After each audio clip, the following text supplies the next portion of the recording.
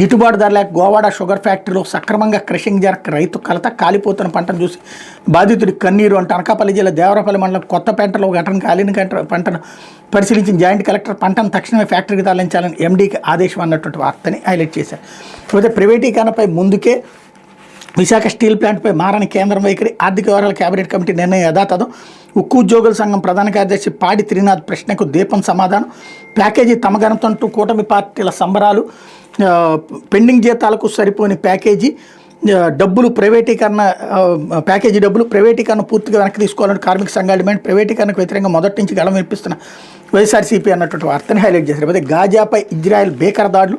కాల్పుల విరమణకు తూట్లు, 413 మందికి పైగా మృతి, హమాస్ చీఫ్ అగ్రనేతలు హతం, ఇక సమరమే ఇజ్రాయెల్ అధ్యక్షుడు నెతన్యాహు, బందీలకి ఇది మరణ శాసనం హమాస్, వారిని విడిపించుకుని తీరుతామన్న ఇజ్రాయెల్ అన్నటువంటి వార్తని హైలైట్ చేశారు. అయితే నాకెవరూ స్క్రిప్ట్ ఇవ్వలేదు,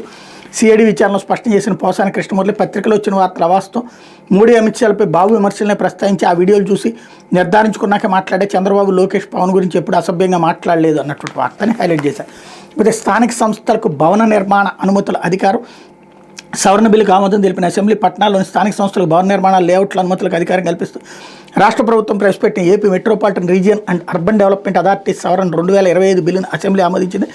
రాష్ట్రంలో 21 అర్బన్ డెవలప్మెంట్ అథారిటీలను మొత్తం జనాభాలో 83% మంది వీడి పరిధిలోనే ఉన్నారని మంత్రి చెప్పారన్నటువంటి వార్తని హైలైట్ చేశారు. అయితే దర్యాప్తు ముసుగులో